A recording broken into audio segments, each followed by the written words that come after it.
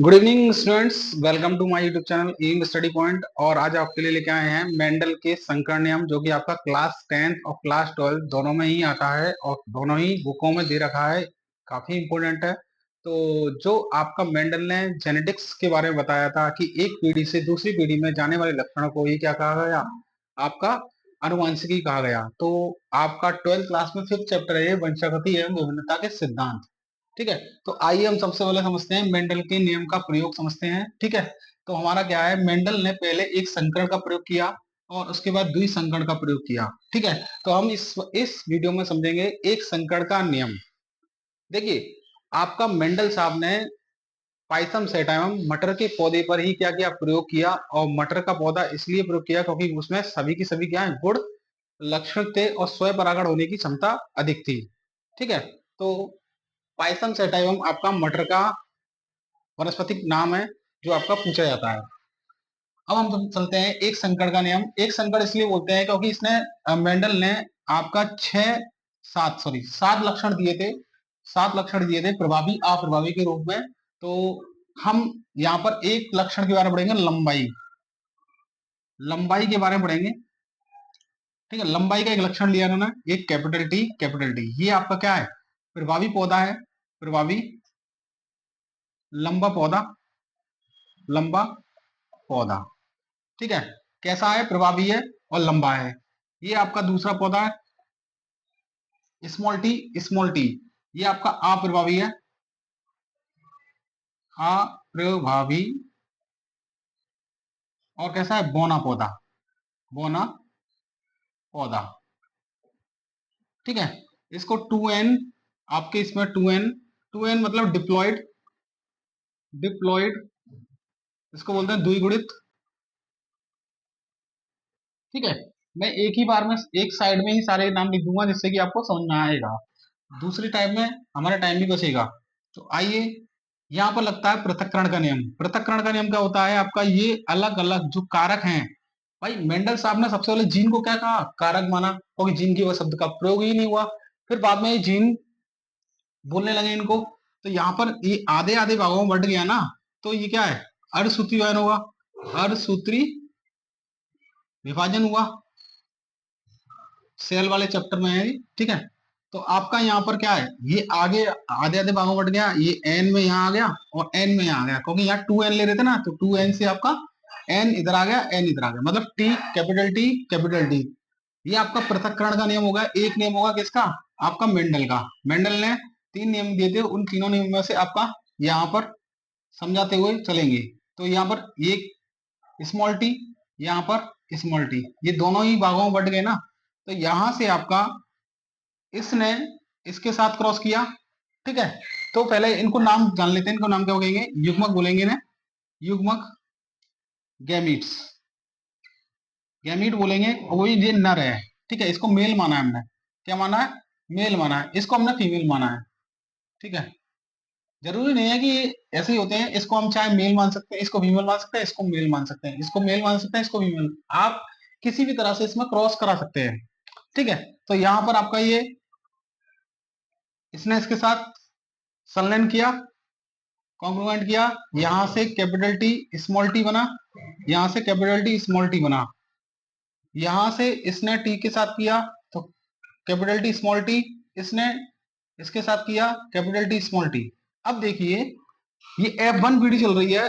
तो मेंडल साहब क्या हुए, मेंडल साहब ने सोचा भाई सारे के सारे हमें कैसे पौधे प्राप्त हुए, संकर लंबे पौधे। संकर लंबे पौधे प्राप्त हुए।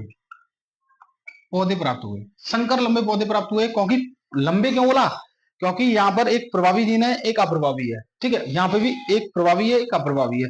तो आपको पता है जब एक अप्रभावी और एक प्रभावी जब दोनों ही साथ में टकराते हैं, तो आपका पता है ना, प्रभावी वाले का इफेक्ट ज्यादा होगा।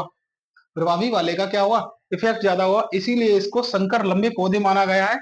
अब क्या हुआ, मेंडल साहब ने क्या सोचा भाई कि जी स्मॉल टी है, बोना पौधा है, अप्रभावी पौधा है, इसका लक्षण गया कहाँ। तो वो इसको अभिनव भाई चिंतित हो गए हो कि ये इसका लक्षण कहाँ गया। मैंने तो एक परिभाषा दिया कि आपका क्या, एक पीढ़ी से दूसरी पीढ़ी में जाने वाले लक्षणों को क्या कहते हैं, अनुवांशिकी कहते हैं, जेनेटिक्स कहते हैं। बट उस बौने पौधे का कहाँ गया लक्षण। अब इसके लिए उन्होंने क्या कराया, F2 पीढ़ी ली। ठीक है, F2 पीढ़ी ली। F2 पीढ़ी में क्या किया, ये आपके संकर लंबे पौधे हैं, इनका ही आपस में क्रॉस कराया, वो भी सेल्फ क्रॉस कराया, स्वयं परागण कराया। ठीक है, तो आइए इसको देख लेते हैं। नेक्स्ट आपने इतना नोट कर लेना, इसको साफ कर देता हूं। इसको यहां से आपका चलेगा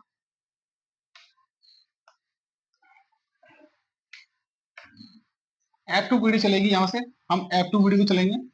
ठीक है, इसको हम बोल सकते हैं मोनो हाइब्रिड बोलते हैं, मोनो हाइब्रिड और क्रॉस। ठीक है, अब हमारे पास क्या है, capital T small T, capital T small T. ठीक है, कैपिटल टी स्मॉल टी। यहां पर हमारे पास ये क्या है, ये संकर लंबा पौधा है, संकर लंबा पौधा। इसको हमने नर माना है, मेल माना है, और इसको हमने फीमेल माना है, फीमेल माना है। ये भी डिप्लॉयड में 2n में, ये भी 2n में।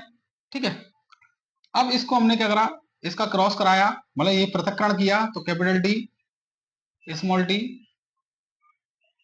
Capital T small T. Okay, इस तरह से। अब हमारे पास क्या है कि इसने इसके साथ क्रॉस कराया, कैपिटल टी, इसने इसके साथ क्रॉस किया, कैपिटल टी स्मॉल टी। भाई एक जीन एक कारक एक से एक बार करेगा, दूसरा दूसरे से करेगा एक बार। ठीक है, तो यहां से हमारे पास क्या है, कैपिटल टी स्मॉल टी, और यहाँ स्मॉल टी। तो भाई मेंडल साहब ने पाया कि F2 पीढ़ी में, F2 जनरेशन में आपका क्या हो गया, आपका बौने पौधे जो कि अप्रभावी पौधे हैं, इसके लक्षण इसमें प्रदर्शित हो गए। देखिए आपको दिख रहा होगा साफ क्लियर, ये आपका शुद्ध लंबा पौधा है, ये शुद्ध लंबा पौधा,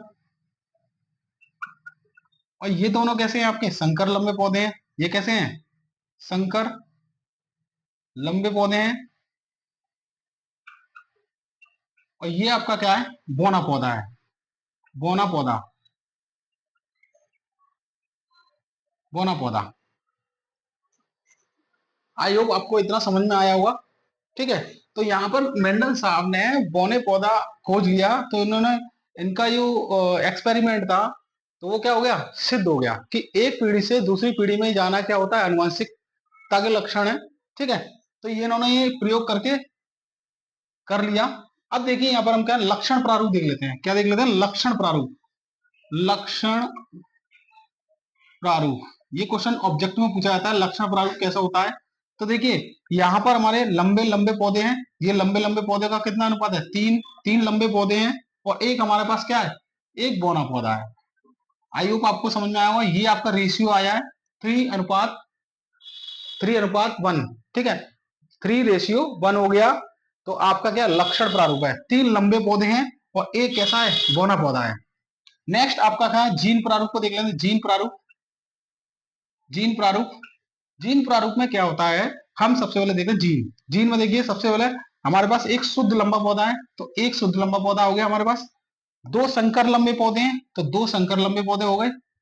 ठीक है, एक हमारे पास क्या है, बौना पौधा है, तो एक हमारे पास बौना पौधा है।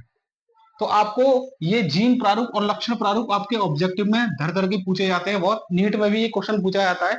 नीट के बच्चे जो मतलब 12th के बाद जो नीट देते हैं, ठीक है, वो उसमें ये क्वेश्चन पूछा जाता है। यहाँ से क्वेश्चन पूछे जाते हैं, काफी याद रखना है इस चीज को। तो आपका ये मेंडल का एक संकड़ का नियम हमने आपको समझा दिया। आई होप आपको समझ में आया हो। अगर कोई भी दिक्कत हो तो इस कमेंट बॉक्स में आप पूछ सकते हैं।